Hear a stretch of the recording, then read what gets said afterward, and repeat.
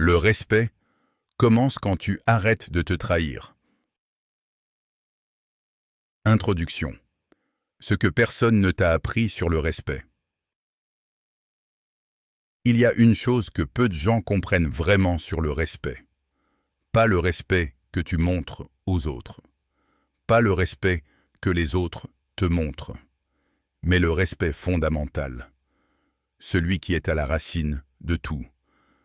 La plupart des gens passent leur vie à chercher le respect à l'extérieur, à travers leur statut social, à travers leur argent, à travers leur apparence, à travers la reconnaissance de leur entourage, à travers les diplômes, les titres, les accomplissements visibles, et ils s'étonnent de ne jamais se sentir vraiment respectés, de ne jamais se sentir vraiment solides, de continuer à ressentir ce vide, ou cette légère honte, ce doute persistant, même quand tout l'extérieur semble en ordre, même quand les autres semblent les admirer, même quand les métriques externes indiquent le succès, parce qu'ils ont cherché au mauvais endroit.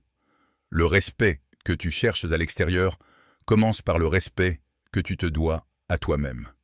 Et ce respect commence à un endroit très précis, à un moment précis, à une décision précise, quand tu arrêtes de te trahir. Pas une grande décision spectaculaire, pas un moment de transformation dramatique, mais une décision silencieuse, répétée, quotidienne.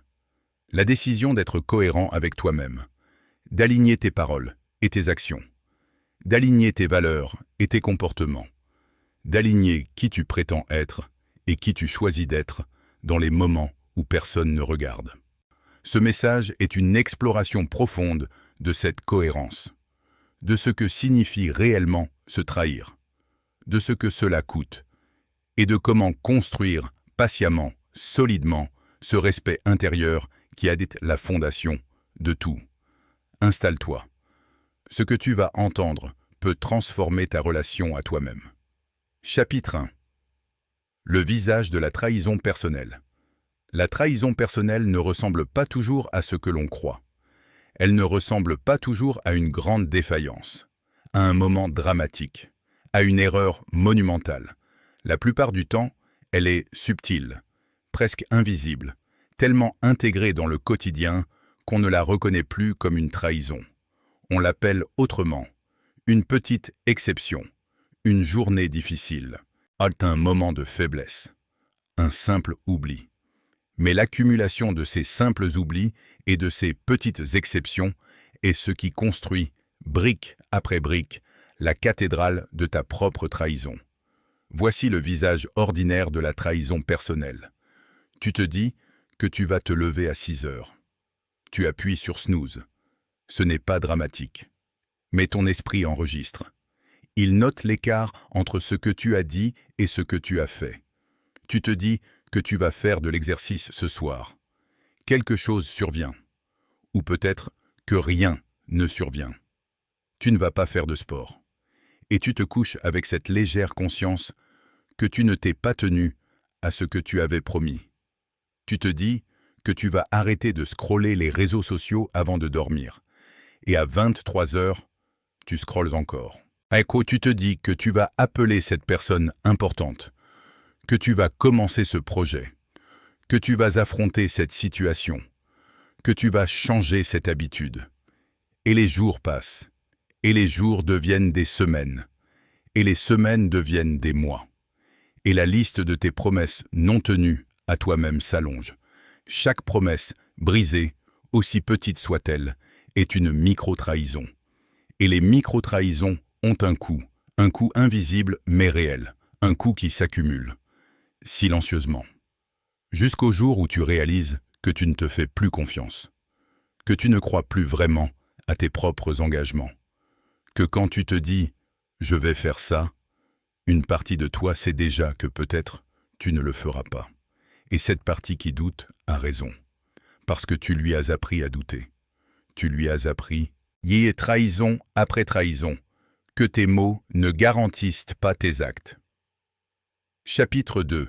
Le coût invisible des micro-trahisons. Parlons du coût réel des micro-trahisons.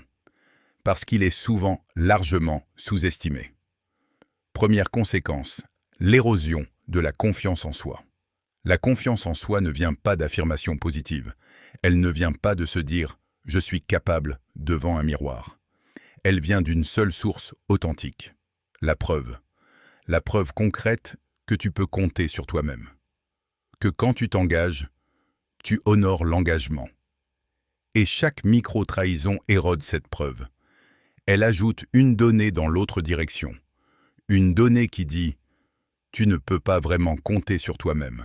Avec le temps, cette accumulation de données négatives crée une conviction. Une conviction profonde, souvent inconsciente, que tu n'es pas quelqu'un qui tient ses engagements. Et cette conviction influence tout. Elle influence comment tu abordes les nouveaux défis. Avec quelle conviction tu poursuis tes objectifs. Avec quelle certitude tu défends tes positions. Avec quelle solidité tu traverses les difficultés. Un homme qui se fait confiance aborde les défis depuis un espace de certitude. Un homme qui s'est trahi répétitivement aborde les mêmes défis avec un doute en arrière-plan. Ce doute n'est pas insurmontable, mais il coûte de l'énergie. Il ralentit, il affaiblit. Deuxième conséquence, la dissolution du respect intérieur. Le respect intérieur est différent de l'estime de soi. L'estime de soi est ce que tu penses de ta valeur.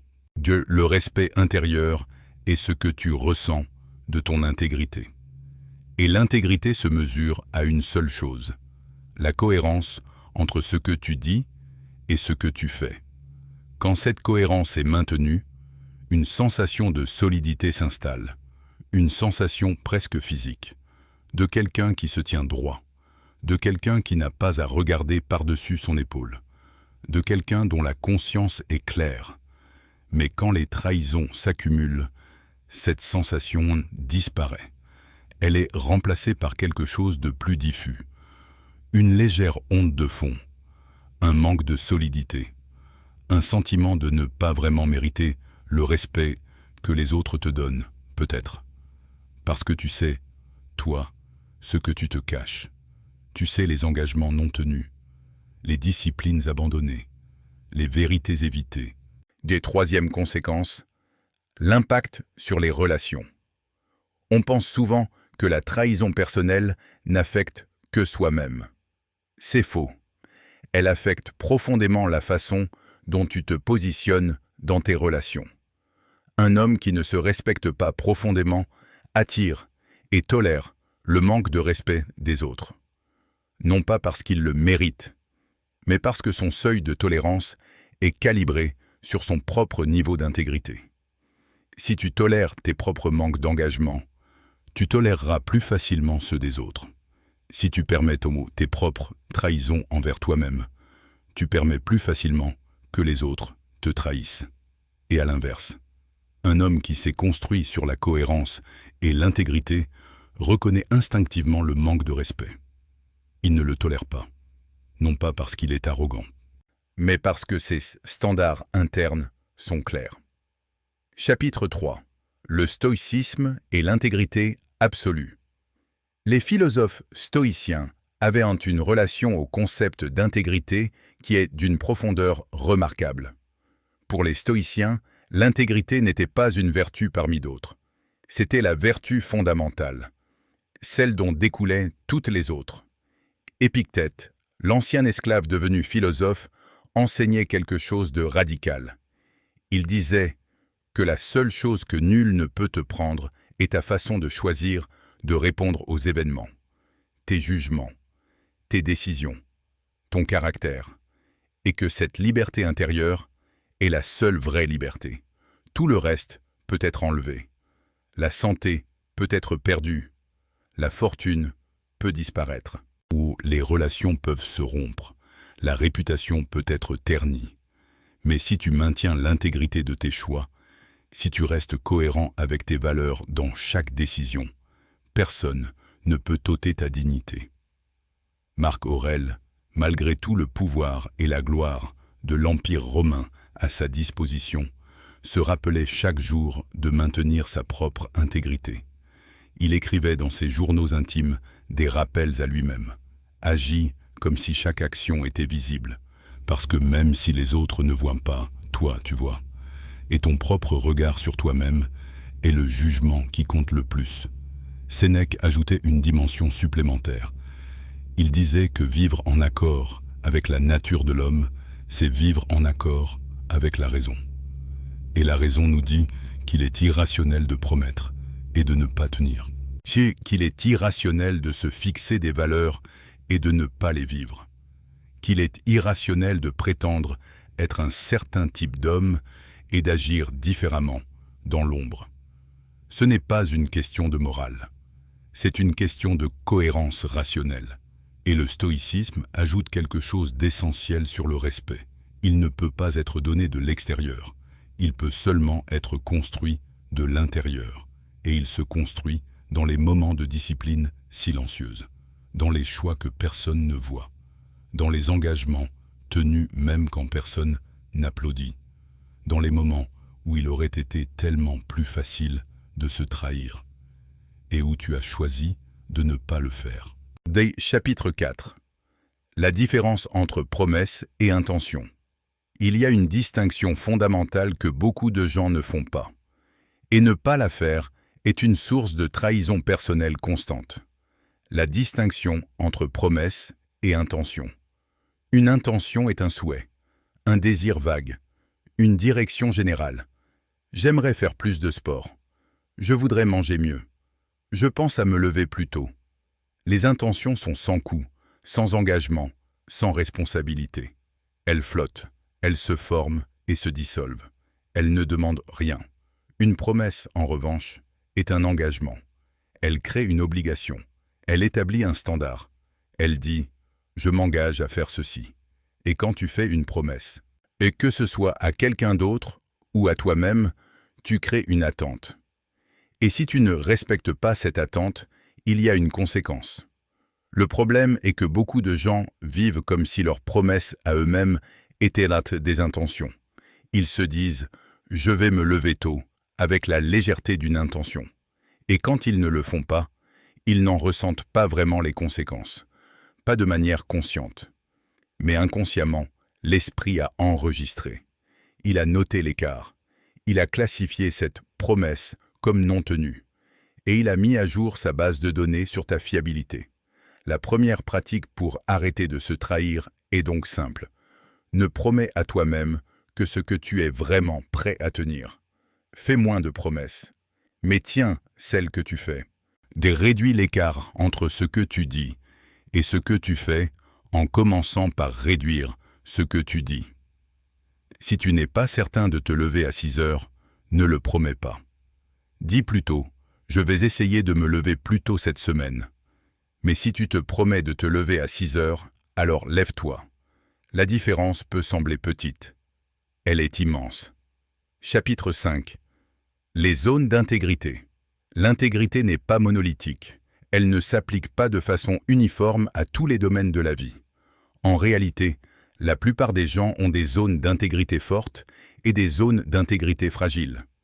Des domaines où ils sont très cohérents et des domaines où les trahisons personnelles sont chroniques. Fais l'inventaire honnête de tes propres zones. Ou dans quel domaine de ta vie es-tu vraiment cohérent? Là où ta parole vaut vraiment quelque chose? Là où tu tiens tes engagements avec solidité? Et dans quel domaine les trahisons personnelles sont-elles les plus fréquentes? Pour beaucoup de gens, l'intégrité professionnelle est plus forte que l'intégrité personnelle. Ils sont très fiables avec leurs collègues et leurs clients. Ils respectent les deadlines professionnels. Ils honorent leurs engagements professionnels. Mais envers eux-mêmes, les standards sont beaucoup plus bas. Le sport qu'ils promettent de faire régulièrement. Les lectures qu'ils disent vouloir faire. La méditation, le repos, les conversations importantes avec leurs proches. Ces zones personnelles sont souvent les plus trahies. Il y a aussi des zones plus subtiles d'intégrité. L'intégrité dans la parole. Dis-tu ce que tu penses vraiment? Ou adaptes-tu constamment ce que tu dis à ce que tu crois que l'autre veut entendre? Cette adaptation constante est une forme de trahison, pas seulement envers les autres, envers toi-même. L'intégrité dans l'attention. Es-tu vraiment présent dans les conversations importantes, ou ton esprit vagabonde-t-il pendant que quelqu'un qui compte pour toi te parle? Cet écart entre l'attention que tu prétends donner et celle que tu donnes réellement est une forme de trahison. Identifier tes zones de trahison n'est pas pour te blâmer, c'est pour voir clairement. Parce qu'on ne peut pas améliorer ce qu'on ne voit pas. Yin, chapitre 6. Construire le respect par la discipline silencieuse. Le respect intérieur ne se construit pas dans les grands gestes. Il ne se construit pas dans les moments de victoire spectaculaires. Il ne se construit pas dans les accomplissements que les autres voient. Il se construit dans la discipline silencieuse, dans les moments invisibles, dans les choix que personne ne voit, n'applaudit, ne valide. Pense à un athlète de haut niveau.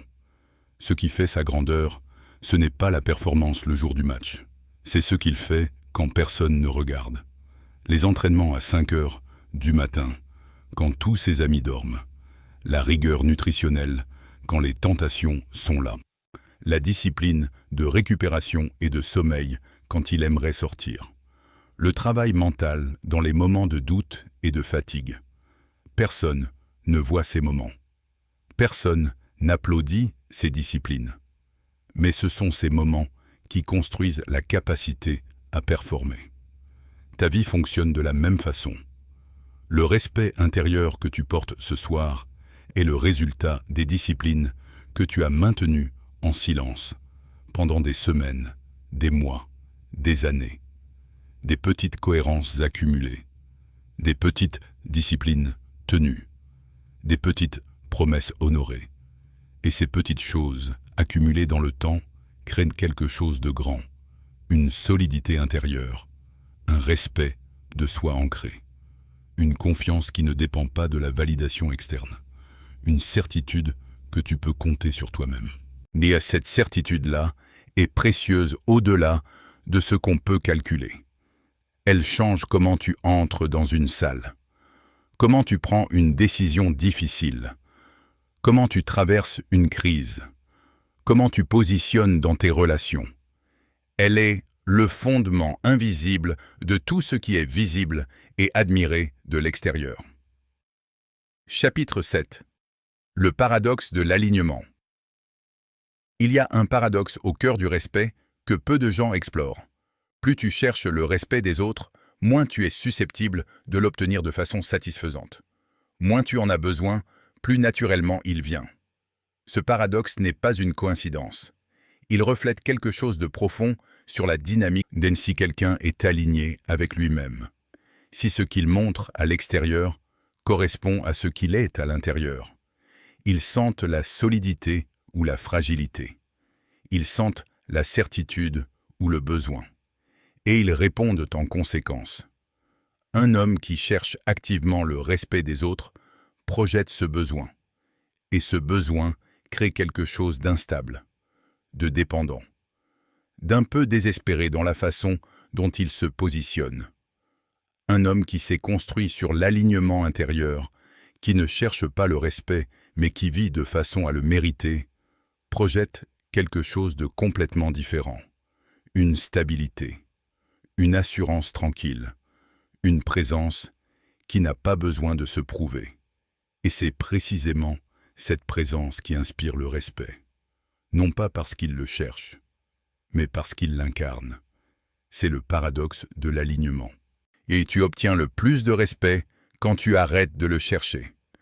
Quand tu te concentres sur être aligné avec toi-même, cohérent, intègre, fiable à tes propres yeux, et le reste suit.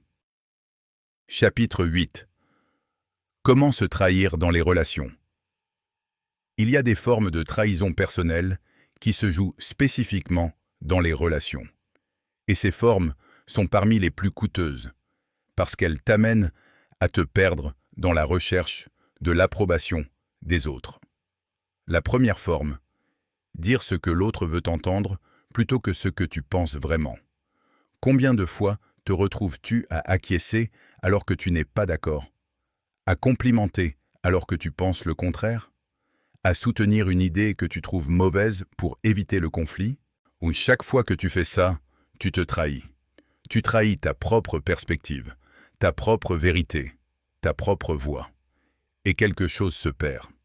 La deuxième forme, tolérer des comportements qui ne correspondent pas à tes valeurs. Il y a des comportements que tu trouves inacceptables, que tu sais contraires à tes valeurs, mais tu les tolères, par peur du conflit, par peur de perdre la relation, par peur de sembler difficile ou exigeant. Et dans cette tolérance, tu envoies un message à toi-même. Le message que ta paix intérieure et tes valeurs comptent moins que le confort de l'autre ou la survie de la relation. Ce message est une trahison. La troisième forme, t'oublier dans la relation, s'effacer progressivement, réduire sa propre place, minimiser ses besoins, ses désirs, ses opinions, pour maintenir la paix, gain pour ne pas prendre trop de place, pour correspondre à ce que l'autre semble vouloir. Cette forme de trahison est particulièrement subtile parce qu'elle peut ressembler à de la générosité ou du selflessness. Mais ce n'est pas de la générosité, c'est de l'oubli de soi. C'est une trahison de sa propre présence. Les relations les plus solides ne sont pas celles où l'un s'efface pour l'autre. Ce sont celles où deux personnes alignées avec elles-mêmes se choisissent mutuellement. Chapitre 9. L'intégrité dans la parole. Il y a une dimension de l'intégrité que beaucoup négligent. L'intégrité dans la parole. Pas seulement dans les grandes promesses, dans chaque mot, dans chaque engagement verbal, et dans chaque « je vais faire ça » et « compte sur moi » et « je serai là ». Les stoïciens avaient une règle simple sur la parole. Dis peu, mais honore chaque mot. Dans notre monde de communication constante, de messages instantanés, de promesses lancées légèrement, cette règle semble presque anachronique. Et pourtant, elle est plus pertinente que jamais. Parce que dans ce monde où les mots sont dévalués par leur abondance, quelqu'un dont la parole a du poids se distingue immédiatement. L'intégrité dans la parole, c'est d'abord de réduire ses engagements verbaux. De ne pas dire « oui » quand tu n'es pas certain de pouvoir honorer. De ne pas promettre ce que les circonstances pourraient t'empêcher de tenir. De ne pas rassurer sans en être sûr. Mais quand tu donnes ta parole, elle vaut quelque chose. Elle est honorée. Point. Mais sans exception. Sans justification. Sans « j'avais prévu mais finalement ». Cette discipline verbale crée quelque chose de précieux. Une réputation d'intégrité. Non pas la réputation que l'on cherche à construire, mais celle qui se forme naturellement quand les actes confirment les paroles. Et cette réputation-là est irremplaçable. Elle ne peut pas s'acheter, elle ne peut pas se simuler. Elle se construit dans le temps, engagement par engagement, parole par parole. Chapitre 10. Se relever sans s'effondrer. Voici quelque chose d'important sur le processus de construction de l'intégrité. Tu vas tomber. Tu vas te trahir. Encore. Même après avoir compris tout ce dont nous parlons ici. Même avec les meilleures intentions. Oh, tu auras des jours où la discipline cède. Où la promesse n'est pas tenue. Où l'engagement est oublié. Et la façon dont tu réagis à ces moments est peut-être aussi importante que les moments eux-mêmes. Il y a deux réactions destructrices à éviter. La première, minimiser. Ce n'est pas grave, c'était juste une fois. Tout le monde fait ça. Les circonstances n'étaient pas idéales. Cette minimisation empêche l'apprentissage. Elle normalise la trahison. Elle dit que ce n'est pas vraiment important. Et progressivement, elle érode les standards. La deuxième, s'effondrer. Je suis nul. Je ne changerai jamais. Je n'ai aucune discipline. Je suis condamné à me trahir. Cette surréaction est tout aussi destructrice. Elle transforme un écart en identité. Elle fait de la trahison une caractéristique permanente plutôt qu'un comportement corrigible. Et elle crée une forme de punition intérieure qui demande de l'énergie sans construire quoi que ce soit. La réponse saine est entre les deux. Elle dit J'ai manqué à mon engagement. Je le reconnais clairement. Je comprends pourquoi. Je corrige. Et je continue. Immédiatement. Sans drame. Sans autoflagellation. Mais sans minimisation non plus. Juste la conscience lucide et la correction immédiate. C'est ça. La responsabilité sans victimisation. Chapitre 11. L'alignement entre valeurs et décisions. Le respect intérieur profond vient de quelque chose de plus fondamental que les habitudes et les disciplines quotidiennes. Il vient de l'alignement entre tes valeurs profondes et tes décisions quotidiennes. Beaucoup de gens ont des valeurs déclarées, des principes qu'ils affirment, des idéaux qu'ils professent, mais leurs décisions quotidiennes racontent une histoire différente. Quelqu'un qui dit valoriser la santé, mais fait des choix chroniquement contraires à sa santé. Quelqu'un qui dit valoriser sa famille, mais consacre le peu de temps disponible à des choses superficielles. Quelqu'un qui dit valoriser l'honnêteté, mais pratique régulièrement des petits mensonges de convenance. Quelqu'un qui dit valoriser la croissance personnelle, mais évite systématiquement l'inconfort qui permettrait cette croissance. Ces écarts entre les valeurs déclarées et les choix réels créent une dissonance, une tension intérieure constante. Et cette tension est une forme de trahison. Une trahison des valeurs que tu prétends porter. L'alignement vrai demande de la courage. Le courage de regarder honnêtement si tes décisions quotidiennes reflètent vraiment ce que tu dis être important. Pas ce que tu aimerais que ce soit. Pas ce que les autres pensent de toi.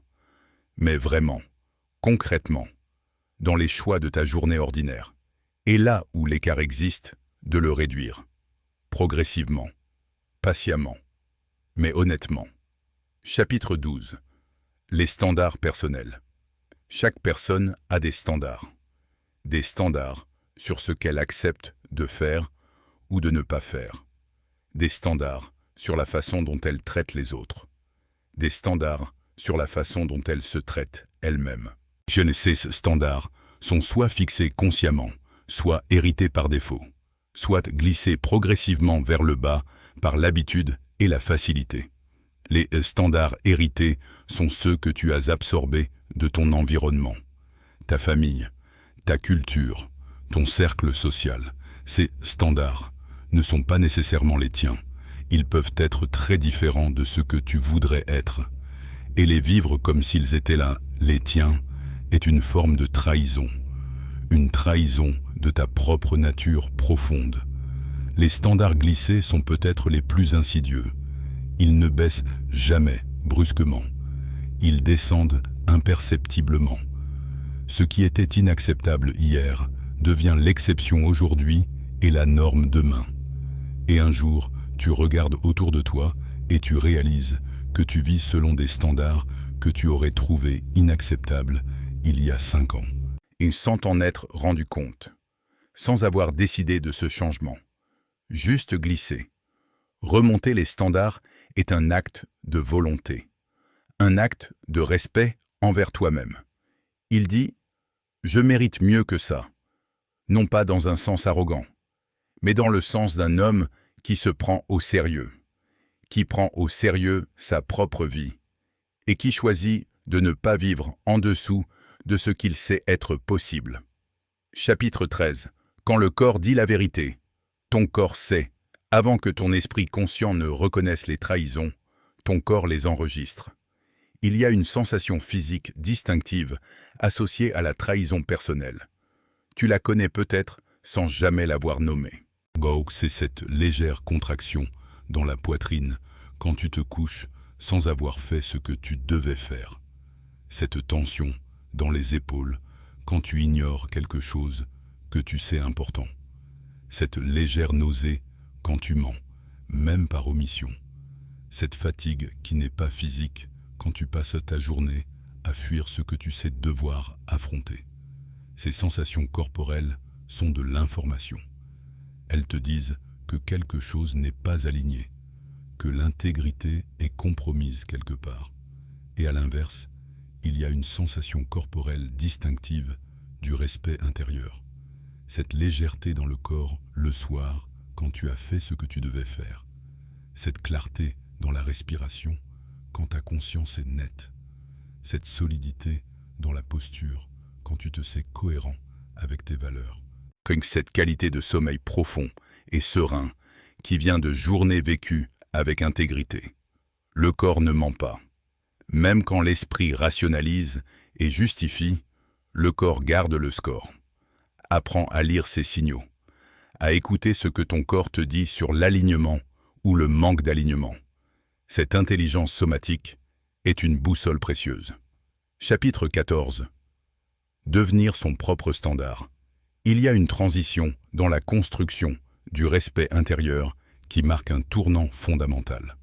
C'est le moment où tu cesses de te mesurer à l'extérieur, à ce que les autres font ou ne font pas, à ce que la société valorise, à ce que ton entourage approuve, et où tu commences à te mesurer à tes propres standards, à ton propre code, à ta propre vision de qui tu veux être. Cette transition est libératrice et exigeante.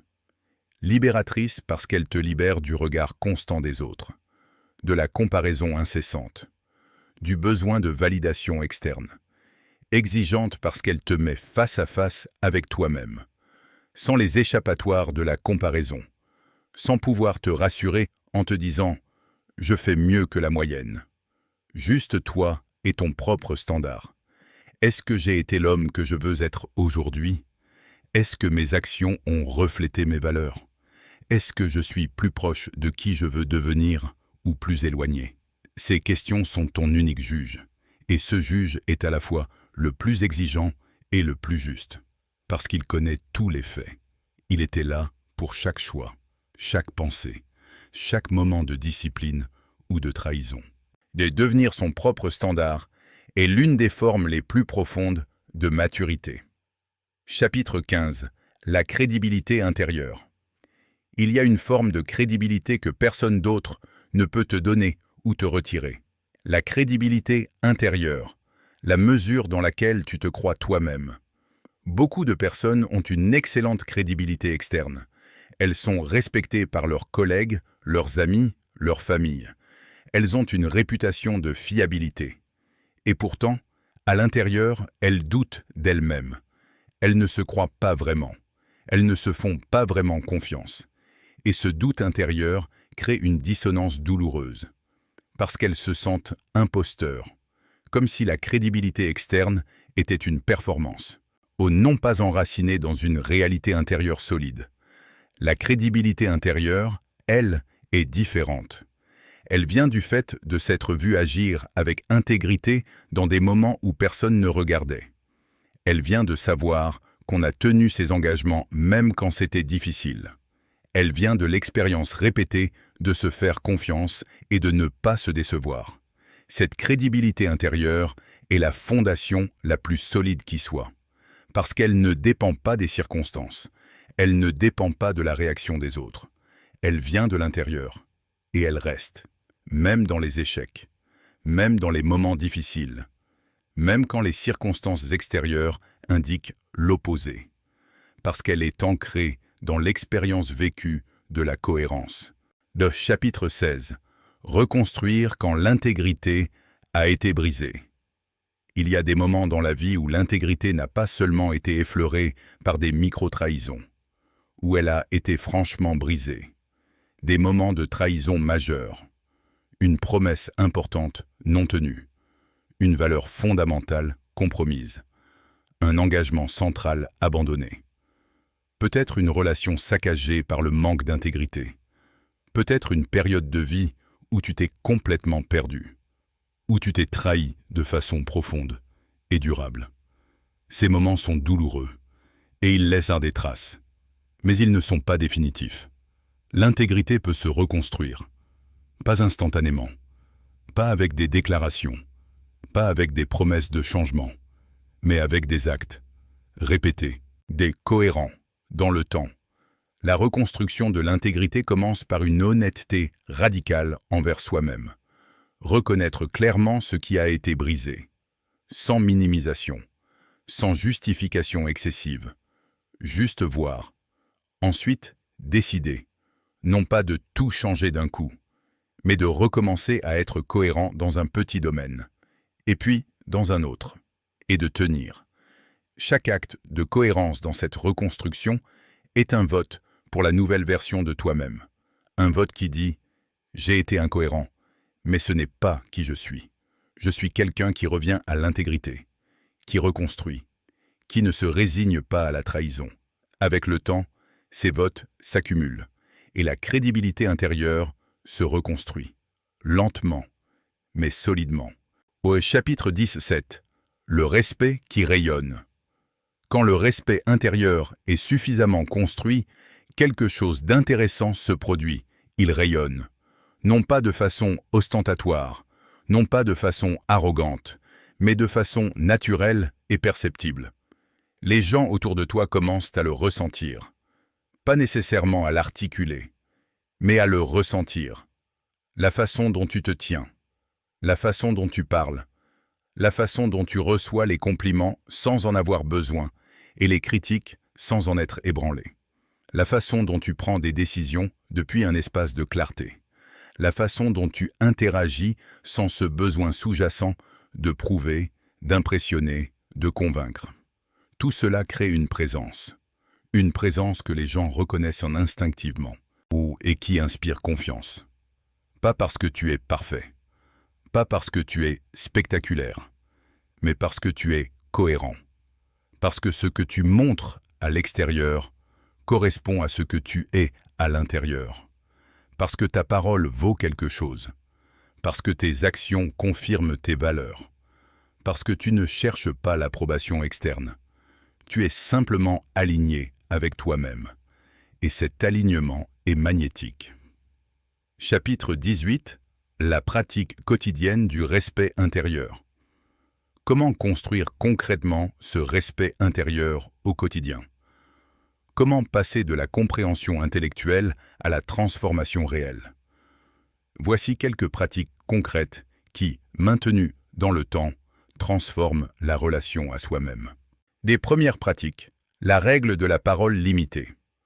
Engage-toi à réduire le nombre de promesses et d'engagements que tu fais, mais augmente le taux de réalisation de ce que tu fais.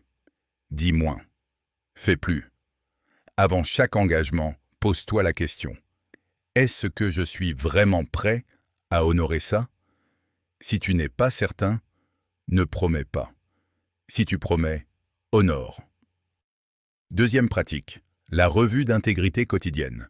Chaque soir, prends 5 minutes, pas pour te juger, mais pour voir clairement. Quels engagements ai-je tenus aujourd'hui? Quels écarts ai-je constatés? Qu'est-ce que je vais corriger demain? Cette revue courte crée une accountability envers toi-même. Elle maintient la conscience de l'alignement. Elle empêche les dérives de s'installer insidieusement. Troisième pratique, une discipline signature. Choisis une discipline qui représente ton engagement envers toi-même. Une chose que tu feras chaque jour, sans exception. Pas la discipline la plus impressionnante. La discipline la plus cohérente avec qui tu veux être. Peut-être 10 minutes de méditation chaque matin. Peut-être une marche quotidienne. Peut-être une page d'écriture. Peut-être une session d'entraînement 3 fois par semaine. L'important n'est pas ce que tu choisis, c'est de le tenir. Parce que cette discipline signature devient le symbole visible de ta cohérence, la preuve concrète que tu peux compter sur toi-même. Quatrième pratique, l'expression authentique. Dans tes conversations, pratique de dire ce que tu penses vraiment, pas agressivement, pas sans considération pour l'autre, mais honnêtement. Réduis les accolades de façade, réduis les approbations automatiques. Quand tu n'es pas d'accord, dis-le avec respect. Quand tu ne sais pas, dis-le. Quand tu as besoin de quelque chose, exprime-le clairement. Cette authenticité dans la parole est une forme d'intégrité quotidienne. Chapitre 19. L'homme qu'on respecte. Permettons-nous de peindre un portrait. Non pas un portrait de perfection, mais un portrait de cohérence. L'homme qu'on respecte vraiment n'est pas nécessairement le plus riche, ni le plus puissant, ni le plus brillant intellectuellement, ni le plus accompli selon les métriques du succès visible. L'homme qu'on respecte vraiment a quelque chose de différent. Une solidité, une stabilité, une cohérence entre ce qu'il dit et ce qu'il fait. C'est quand il dit qu'il sera là, il est là. Quand il s'engage à quelque chose, il le fait. Quand il n'est pas d'accord, il le dit clairement et avec respect. Quand il fait une erreur, il la reconnaît sans se victimiser. Quand il réussit, il ne cherche pas à en faire la publicité. Il n'a pas besoin de l'approbation constante des autres. Pas parce qu'il est indifférent, mais parce qu'il a une source intérieure de validation. Sa conscience, son intégrité, la certitude silencieuse qu'il a fait ce qu'il devait faire. Cet homme n'est pas parfait. Il a des zones d'ombre, des moments de faiblesse, des erreurs, mais il les affronte honnêtement. Il corrige sans drame, et il continue, avec cohérence, avec constance, avec ce respect de lui-même qui ne dépend de rien et de personne d'autre que lui. Chapitre 20. Les obstacles à l'intégrité. Il serait incomplet de parler du respect intérieur sans nommer les principaux obstacles qui s'y opposent. Premier obstacle, la fatigue décisionnelle. L'intégrité demande des décisions. Des décisions répétées, souvent difficiles, souvent à contre-courant de la facilité et du confort immédiat. Et le cerveau humain a une capacité de décision limitée. Plus tu prends de décisions dans une journée, plus il devient difficile de prendre de bonnes décisions. C'est pourquoi les entorses à l'intégrité arrivent souvent le soir, après une longue journée de décision, quand les ressources de volonté sont épuisées. La solution est de réduire le nombre de décisions à prendre en automatisant les disciplines, en créant des habitudes qui ne nécessitent pas de décision, juste d'exécution. Deuxième obstacle, les environnements non alignés. Ton environnement façonne tes comportements plus que tu ne le crois. Si ton environnement célèbre l'incohérence, si les gens qui t'entourent normalisent la trahison personnelle, maintenir l'intégrité dans ce contexte est infiniment plus difficile. L'environnement exerce une pression constante vers le bas, vers le niveau des standards ambiants. Troisième obstacle, les croyances limitantes sur soi. La conviction profonde qu'on n'est pas quelqu'un de discipliné, que c'est dans la nature de trahir, que le changement n'est pas possible pour toi. Ces croyances se sont formées à travers les trahisons passées, et elles se maintiennent en filtrant les preuves qui les confirment et en ignorant les preuves qui les infirment, et elles deviennent des prophéties auto-réalisatrices. Ces obstacles peuvent être surmontés, mais ils doivent d'abord être nommés. Épilogue. La décision qui change tout. Nous avons exploré beaucoup de choses aujourd'hui. La nature de la trahison personnelle, son coût invisible, les mécanismes de l'intégrité, la façon dont elle se construit, la façon dont elle se reconstruit quand elle a été brisée, et le type d'homme qu'elle crée. Maintenant, il ne reste qu'une chose, une décision. Pas une décision spectaculaire, pas une transformation dramatique du jour au lendemain, mais une décision simple, fondamentale, silencieuse. La décision de ne plus te trahir, de réduire progressivement les écarts entre ce que tu dis et ce que tu fais, entre tes valeurs et tes décisions, entre qui tu prétends être et qui tu choisis d'être dans les moments que personne ne voit. Cette décision ne change pas tout immédiatement, mais elle change la direction. Et avec le temps, la direction change la destination. Un homme qui choisit l'intégrité aujourd'hui est différent demain, différent dans la façon dont il se perçoit, dans la confiance qu'il se porte, dans la solidité qu'il projette, dans le respect qu'il inspire, et surtout dans le respect qu'il se porte à lui-même. Ce respect-là est disponible pour toi, maintenant. Il ne demande pas que les circonstances changent. Il ne demande pas que les autres changent. il demande une seule chose. Que tu décides de ne plus te trahir et que tu honores cette décision. Aujourd'hui, dans le premier petit engagement que tu pourrais tenir, cette discipline que tu pourrais maintenir, cette vérité que tu pourrais dire. Commence là. Le respect commence quand tu arrêtes de te trahir. Il commence maintenant. Si tu le décides. Si ce message t'a parlé, abonne-toi. Ici, on ne cherche pas l'admiration. On construit le respect intérieur. Un engagement tenu à la fois. Un jour à la fois. En silence, en profondeur, en solidité. Chapitre 21. Intégrité et ambition.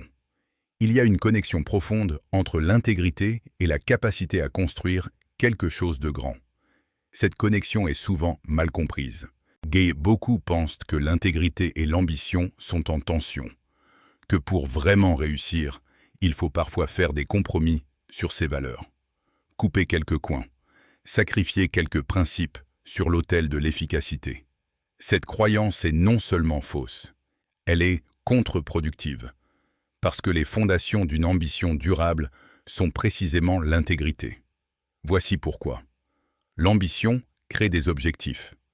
L'intégrité crée les conditions pour les atteindre et surtout pour les maintenir.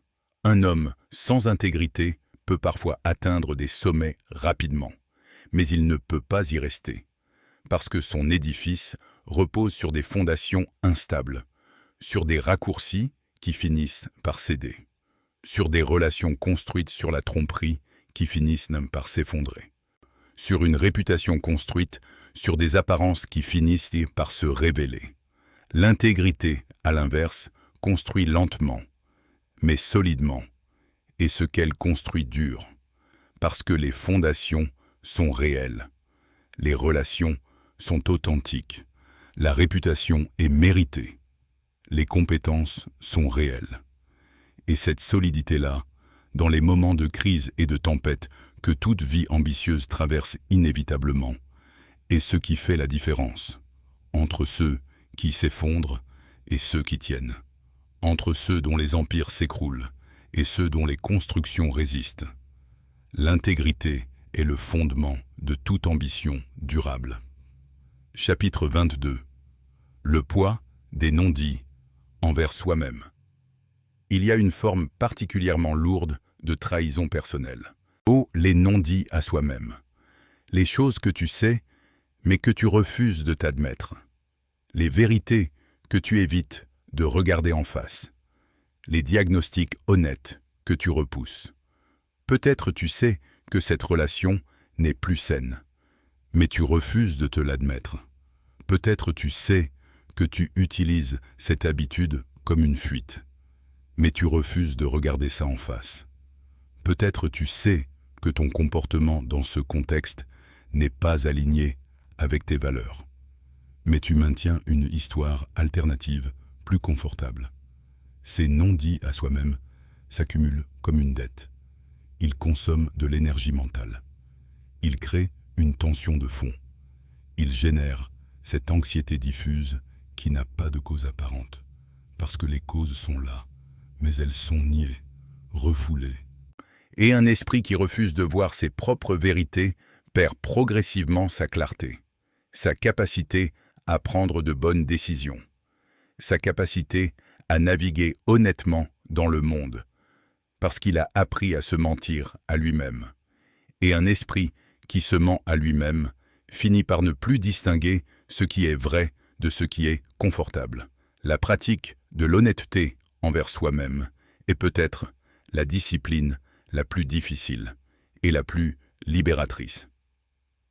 Chapitre 23. L'art de recommencer. Il y a une compétence qui est au cœur de la construction durable de l'intégrité, et elle est souvent négligée. L'art de recommencer. Pas de tout recommencer de zéro, mais de revenir à l'alignement après en avoir dévié, sans drame, sans procès, sans punition. Et juste le retour. La plupart des gens ont une relation perfectionniste à l'intégrité. Ils se disent qu'ils doivent être parfaitement cohérents. Et quand ils ne le sont pas, ils abandonnent complètement. Je n'ai pas fait ma séance d'entraînement lundi, donc cette semaine est perdue. J'ai mangé quelque chose de mauvais hier, donc le régime c'est fini. J'ai craqué sur cette habitude une fois, je n'ai décidément pas de volonté. Cette pensée en tout ou rien est destructrice, parce qu'elle transforme chaque écart en permission d'abandonner. Elle fait de la perfection le standard. Et comme la perfection est impossible, l'abandon devient inévitable. L'art de recommencer dit quelque chose de différent. Il dit « J'ai dévié, je reviens, maintenant ». Sans attendre le lendemain, sans attendre le lundi, et sans attendre les circonstances parfaites. Juste le retour immédiat. Cet art de recommencer rapidement est ce qui distingue les personnes qui construisent durablement de celles qui restent dans des cycles éternels de motivation-abandon. Les premières ne tombent pas moins souvent. Elles se relèvent plus vite. Chapitre 24. La contagion de l'intégrité. L'intégrité est contagieuse, pas instantanément, pas d'une façon spectaculaire, mais progressivement, silencieusement, profondément. Quand tu vis avec intégrité, tu changes l'atmosphère autour de toi. Les gens qui sont dans ta vie régulière absorbent quelque chose. Non pas tes discours, pas tes enseignements, mais ton exemple, ta façon de traiter tes engagements, ou ta façon de dire la vérité même quand c'est inconfortable. Ta façon de reconnaître tes erreurs sans te défendre. Ta façon de tenir ta parole même quand c'est coûteux. Ces comportements, vus régulièrement, ont un effet. Ils créent un standard implicite, une invitation, une démonstration que c'est possible. Et souvent, insidieusement, les personnes autour de toi commencent à se tenir à des standards légèrement plus élevés. Pas parce que tu les y as forcés, mais parce que ton exemple leur a montré la voie. L'intégrité ne se prescrit pas, elle s'incarne, et quand elle est incarnée avec constance, elle inspire, et dans certains cas, elle transforme. Les familles où un parent maintient une intégrité exemplaire ont plus de chances d'élever des enfants avec une forte boussole morale. Et les équipes où un leader maintient une intégrité exemplaire ont plus de chances de développer une culture de responsabilité. Les amitiés fondées sur l'intégrité mutuelle se renforcent avec le temps au lieu de se dégrader. L'intégrité rayonne, et ce rayonnement est peut-être son effet le plus profond. Chapitre 25. Respect et vulnérabilité. Il y a une connexion entre le respect intérieur et la vulnérabilité que peu de gens font, parce que vulnérabilité et respect semblent à première vue contradictoires. La vulnérabilité demande d'exposer, d'admettre les limites, de montrer l'incertitude, de reconnaître les erreurs. Et dans une culture qui valorise la force, l'assurance, la perfection apparente, où la vulnérabilité peut sembler une forme de faiblesse. Mais la vraie relation entre respect intérieur et vulnérabilité est l'inverse. Un homme qui n'a pas de respect intérieur solide ne peut pas être vraiment vulnérable. Parce que la vulnérabilité demande une fondation. La sécurité que si tu t'exposes, si tu montres tes limites, si tu admets ne pas savoir, tu restes entier. Tu ne perds pas ta solidité. Tu ne t'effondres pas. Tu es simplement honnête. Et cette sécurité vient du respect de soi. À l'inverse, un homme qui s'est construit sur l'intégrité et le respect intérieur peut être vulnérable. Il peut admettre ses erreurs sans en être défait. Il peut dire « je ne sais pas » sans en être diminué. Il peut montrer son humanité sans perdre sa dignité. Parce qu'il sait au fond de lui que ses erreurs ne définissent pas sa valeur. Que sa valeur vient de son caractère, de sa cohérence, de son intégrité. Et ça, les erreurs et les limites ne peuvent pas l'effacer. La vulnérabilité authentique, vécue depuis un espace de respect de soi, est l'une des formes de force les plus profondes. Chapitre 26. Les petites victoires invisibles. Dans la construction du respect intérieur, les petites victoires invisibles sont peut-être les plus importantes. Ce sont ces moments que personne ne verra jamais, que personne n'applaudira jamais, que tu ne mentionneras jamais dans une conversation, mais qui, toi, tu connais, et qui construisent de quelque chose en toi. Le moment où tu avais envie de mentir par commodité et où tu as dit la vérité. Et le moment où tu avais envie de céder à la facilité et où tu as maintenu la discipline. Le moment où tu aurais pu t'esquiver d'une responsabilité et où tu l'as assumée. Le moment où tout en toi voulait l'excuse et où tu as choisi l'accountability. Ces moments-là, silencieux, invisibles, sont les briques avec lesquelles tu construis ton respect intérieur. Et la beauté de ces petites victoires invisibles, c'est précisément leur invisibilité. Elles ne sont pas faites pour être vues. Elles ne cherchent pas la validation. Elles sont pures.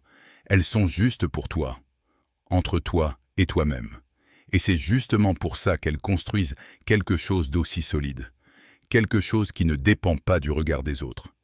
Quelque chose qui est vraiment tien.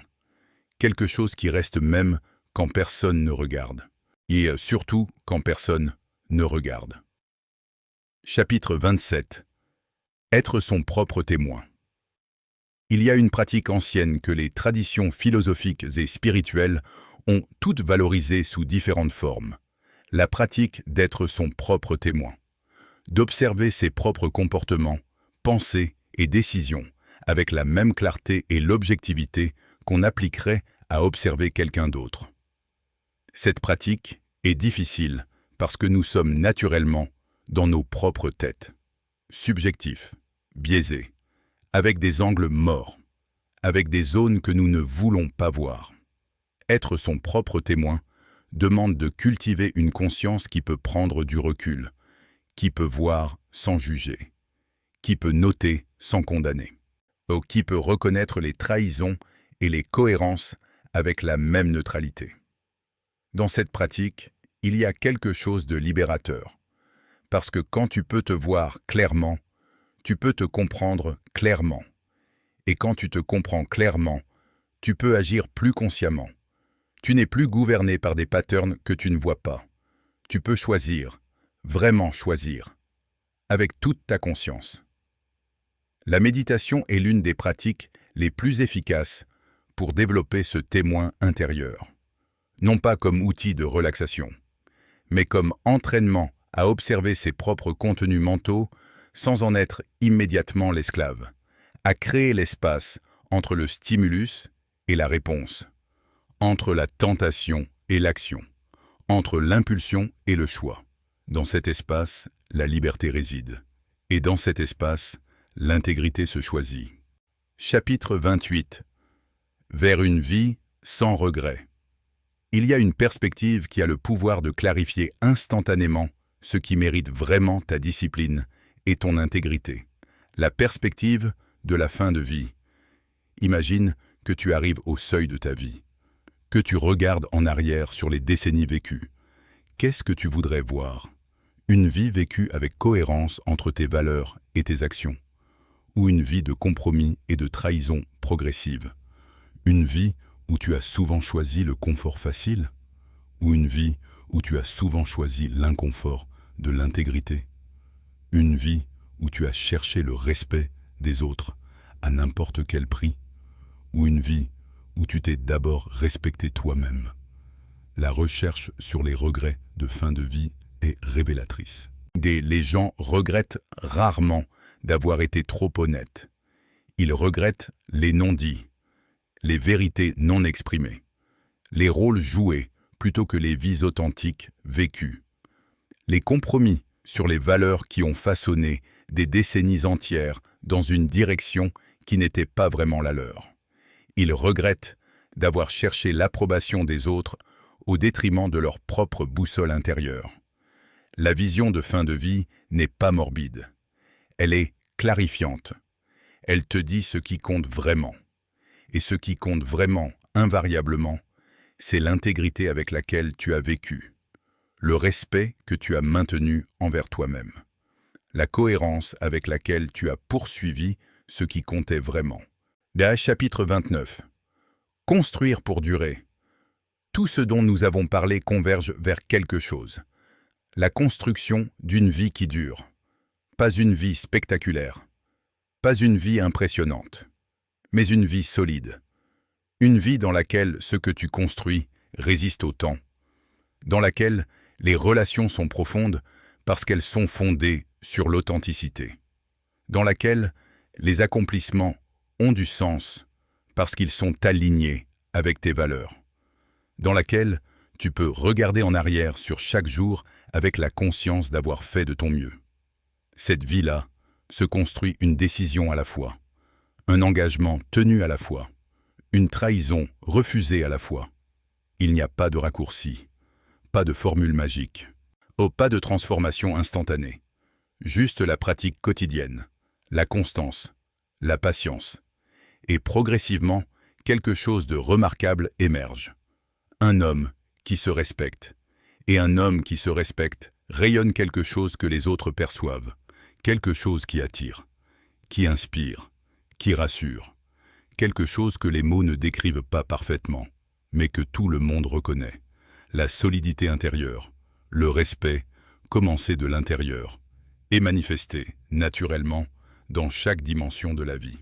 Chapitre 30. L'invitation finale. Nous approchons de la fin de ce voyage. Et comme toujours, la fin n'est pas une conclusion. C'est un commencement. La question que je te laisse n'est pas compliquée. Elle est simple. Radicalement simple. Où, dans ta vie, te trahis-tu le plus régulièrement? Pas en général, pas dans l'abstrait, mais concrètement, dans ta vie réelle. Aujourd'hui, cette discipline que tu sais nécessaire et que tu repousses depuis trop longtemps. Cette conversation que tu dois avoir et que tu évites. Cet engagement que tu as pris et que tu n'honores pas. Cette habitude que tu veux changer et que tu maintiens. Cette vérité que tu te caches. Identifie-la clairement et décide d'une chose, une seule, pas tout changer, pas une transformation totale, juste une chose, le plus petit pas possible dans la direction de l'intégrité. Ce premier pas est le plus important, pas parce qu'il change tout immédiatement, mais parce qu'il change la direction. Et avec la direction, la destination change inévitablement. Comment cela? Maintenant, aujourd'hui, ce soir, dans le prochain choix qui se présente. Le respect commence quand tu arrêtes de te trahir, et il commence maintenant, si tu le décides. Chapitre 31. L'érosion progressive des standards. Il y a un phénomène psychologique fascinant et destructeur appelé la normalisation progressive. Il décrit la façon dont ce qui était autrefois inacceptable devient acceptable, puis normal, puis presque invisible. Dans le contexte du respect de soi et de l'intégrité, ce phénomène est particulièrement dangereux. Imagine un standard que tu t'étais fixé. Se lever à 6 heures chaque matin. Au début, tu t'y tenais. Puis un jour, tu as dormi jusqu'à 6h30. Ce n'était pas grave. C'était une exception. La semaine suivante, 6h30 est devenu ton nouveau 6 heures. Puis 7 heures.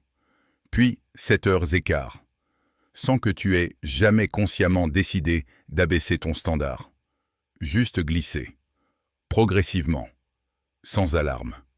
Sans signal d'alerte. Et ce qui était inacceptable il y a 1 an est devenu ta norme aujourd'hui. Ce phénomène ne concerne pas que les heures de lever. Il s'applique à la qualité du travail que tu fournis, aux efforts que tu mets dans tes relations, aux engagements que tu respectes, au niveau de discipline que tu maintiens, à l'honnêteté que tu exiges de toi-même. La normalisation progressive opère en dessous du seuil de conscience. Et c'est précisément pourquoi elle est si efficace et si dévastatrice. La seule protection contre elle est une conscience active.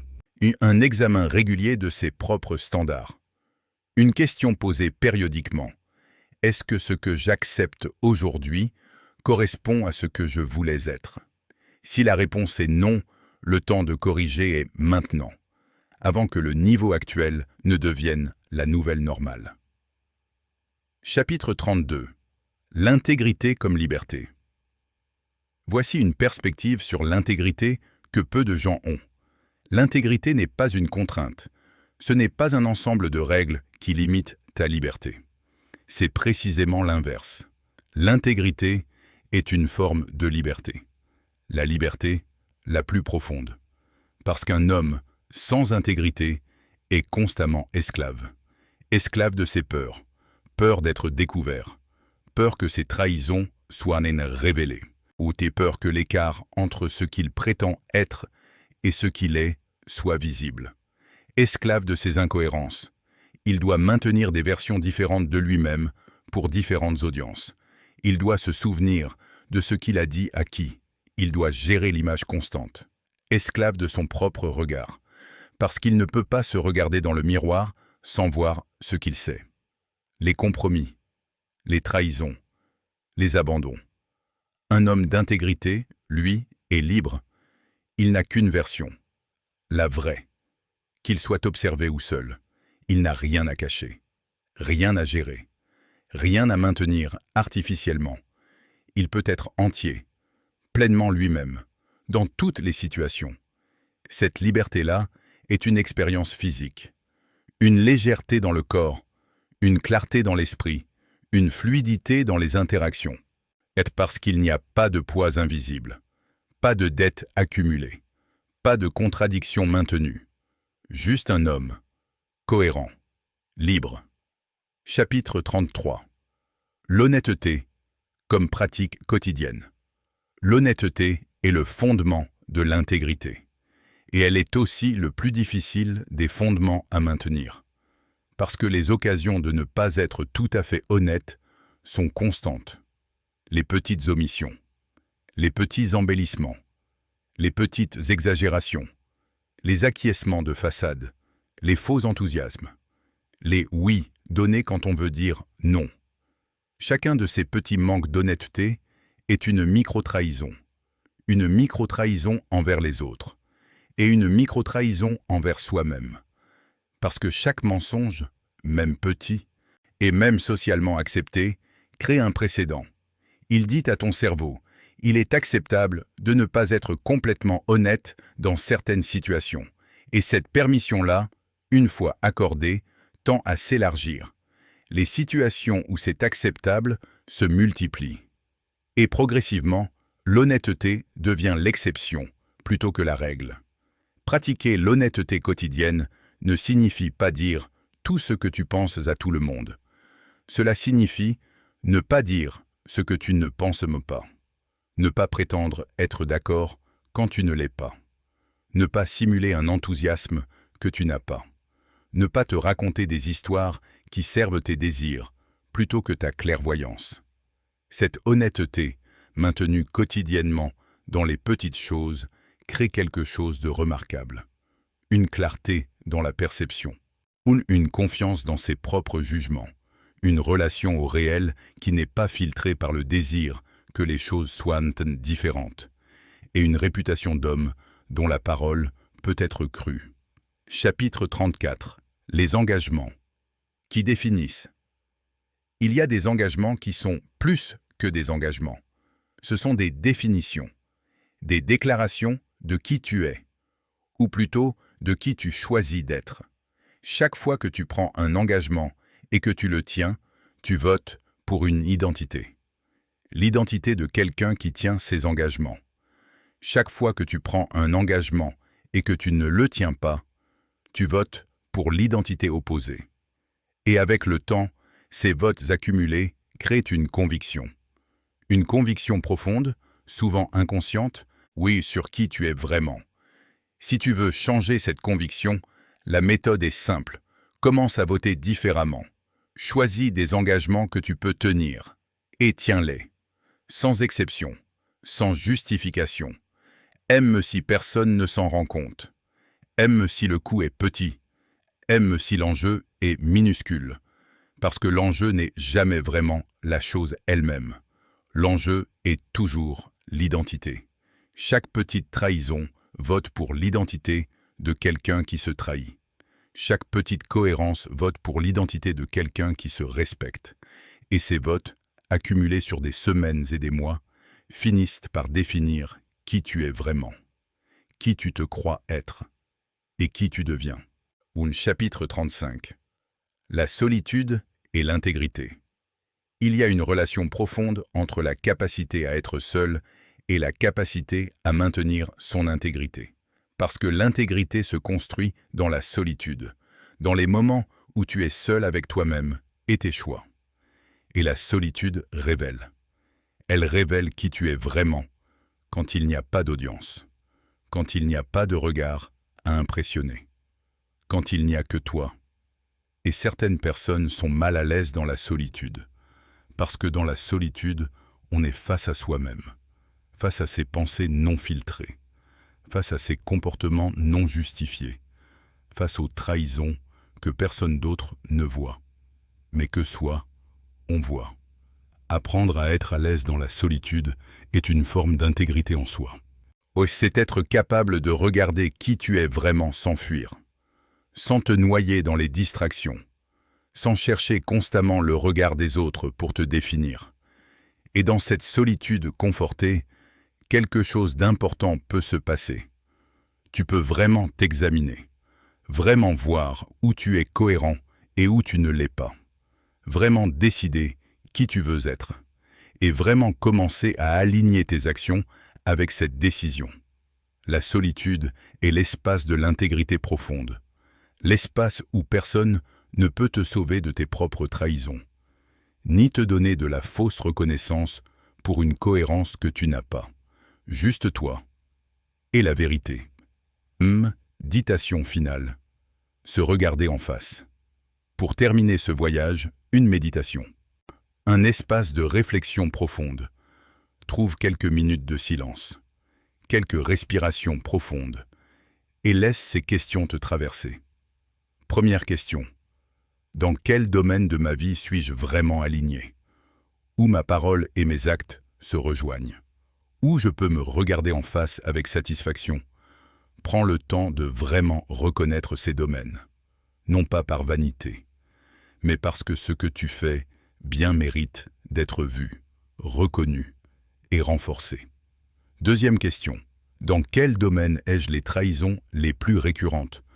Où est-ce que l'écart entre ce que je prétends et ce que je fais est le plus grand? Où est-ce que mon corps ressent la tension de l'incohérence? Regarde ces zones sans les fuir, avec la clarté du témoin honnête. Troisième question. Quelle est la trahison qui me coûte le plus en ce moment? Pas la plus ancienne, pas la plus grande, mais celle qui pèse le plus lourd aujourd'hui, celle dont l'ombre est la plus présente dans ton quotidien. Nomme-la clairement. Et enfin, quatrième question. Si je décide de ne plus me trahir dans ce domaine, à partir d'aujourd'hui, qu'est-ce que je ferai différemment demain matin?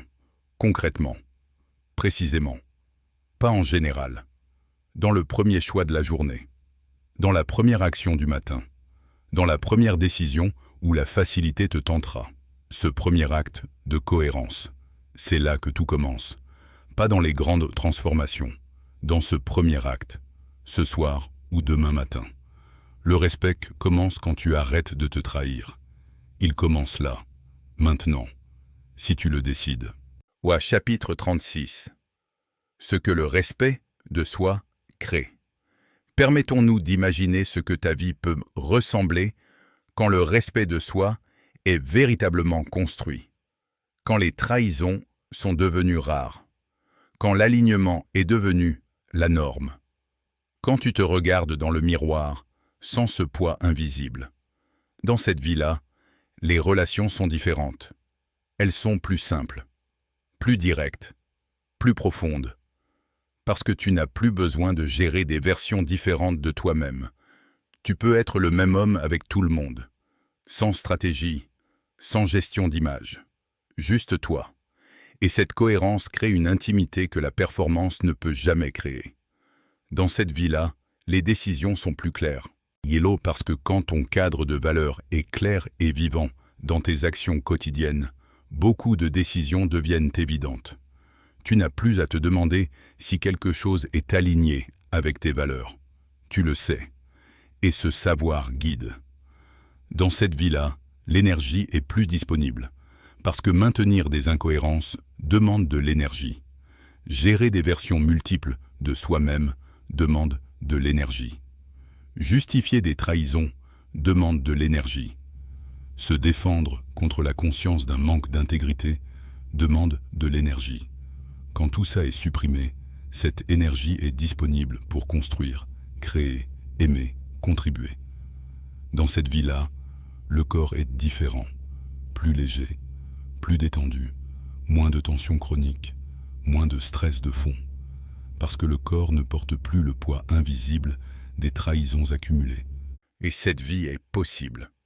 Elle n'est pas parfaite, mais elle est solide. Et solide est bien plus précieux que parfait. Chapitre 37. La transmission du respect. La construction du respect intérieur ne te concerne pas seulement toi. Elle concerne tous ceux dont tu partages la vie. Tes enfants, si tu en as, apprennent en observant. Et ce qu'ils observent le plus, c'est comment tu te traites toi-même. Si tu maintiens tes engagements, ils apprennent que les engagements comptent. Si tu reconnais tes erreurs, ils apprennent que l'honnêteté est possible. Si tu te relèves sans te victimiser, ils apprennent la résilience. Si tu traites ta parole comme quelque chose de précieux, ils apprennent que les mots ont du poids. Et si tu vis selon tes valeurs, même quand c'est inconfortable, ils apprennent que les valeurs ne sont pas juste des concepts. Ce que tu transmets n'est pas ce que tu dis, c'est ce que tu fais. Et surtout, c'est qui tu es. La façon dont tu te présentes au monde chaque jour. La façon dont tu te traites dans les moments difficiles. La façon dont tu honores tes engagements même quand personne ne regarde. Tout cela est une transmission, une éducation silencieuse, la plus puissante qui soit, et la plus durable, parce qu'elle ne s'enseigne pas avec des mots, elle se vit, et ce qui est vécu se transmet, de génération en génération. Chapitre 38. Le premier et le dernier mot. Nous avons parcouru beaucoup de chemins ensemble. Nous avons exploré les mécanismes de la trahison personnelle. Son visage ordinaire, son cou invisible, la façon dont elle érode la confiance et le respect. Nous avons exploré comment construire l'intégrité, comment maintenir la cohérence, comment se relever après les chutes, comment créer une vie alignée avec ses valeurs. Et nous avons exploré ce que tout cela crée. Un homme solide, un homme libre, un homme dont la vie a de la profondeur parce qu'elle a de la cohérence. Mais à travers tout ce voyage, il y a un message central. Un message simple, presque trop simple. Et pourtant, d'une profondeur infinie. Le respect ne vient pas de l'extérieur. Il commence à l'intérieur. Il commence quand tu arrêtes de te trahir. Dans les petites choses, dans les grandes choses, dans les moments que personne ne voit. Et surtout, dans les moments que personne ne voit. C'est là que l'homme se construit. C'est là que le respect s'édifie. C'est là que la vraie liberté commence. Tu es capable de cela. Tu as toujours été capable de cela. La question n'est pas de capacité. Elle est de décision. Décide aujourd'hui et recommence à décider demain. Et après-demain. Un jour à la fois. Un engagement tenu à la fois. Le respect commence quand tu arrêtes de te trahir. Il commence maintenant. Si ce message t'a parlé, abonne-toi. Ici, on ne cherche pas l'admiration. On construit le respect intérieur. Un jour à la fois. En silence. En profondeur. En solidité. En intégrité. En liberté. Bonus. 20 actes d'intégrité pour aujourd'hui. Pour conclure sur quelque chose de très concret, voici 20 actes d'intégrité que tu peux accomplir aujourd'hui. 20 micro-victoires possibles. 20 petits actes de respect envers toi-même. 1. Dis non à quelque chose que tu avais envie d'accepter par souci des apparences. 2. Tiens ce petit engagement que tu as fait envers toi-même cette semaine et que tu allais repousser encore. 3. Fais cet exercice que tu as promis de faire ce matin. 4. Dis la vérité dans une situation où il était tentant d'embellir. 5. Reconnais une erreur que tu aurais pu justifier. 6. Fais une chose qui comptait dans ta liste et que tu avais évité. 7. J'y coupe une distraction que tu sais, chronophage et inutile. 8. Envoie le message difficile que tu remets depuis trop longtemps. 9. Tiens-toi à ton heure de coucher prévue. 10. Mange ce que tu t'étais promis de manger. 11. Fais la lecture de développement personnel ou professionnel que tu repousses. 12. Exprime un désaccord respectueusement plutôt que de le ravaler. 13. Reprends contact avec quelqu'un d'important dans ta vie que tu as négligé. 14. Commence ce projet qui t'intimide et que tu repousses. 15. Fais une pause réelle, complète, sans culpabilité si tu as travaillé sans arrêt. 16. Exprime un besoin clairement plutôt que d'attendre que l'autre le devine. 17. Range ton espace de vie ou de travail si tu l'as laissé dans un état que tu n'aimes pas. 18. Lis ces messages ou ces rapports que tu évites d'ouvrir. 19. Prends la décision que tu ajournes depuis trop longtemps. 20.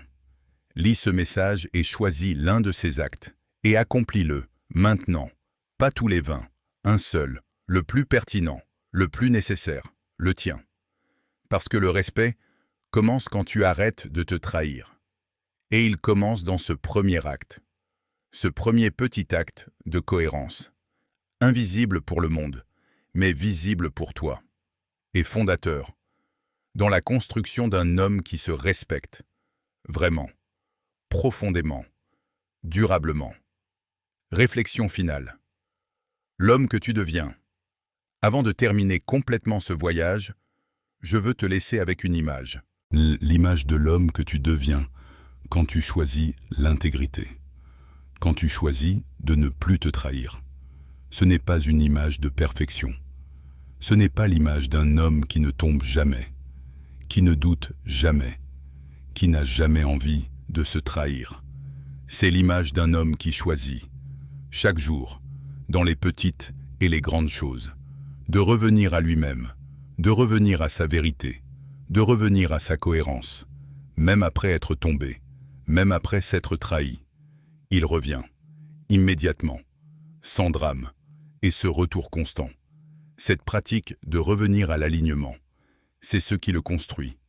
Non pas ses moments de perfection, mais sa capacité à revenir, encore et encore, patiemment, humblement, avec une certitude tranquille que la direction qu'il a choisie est la bonne.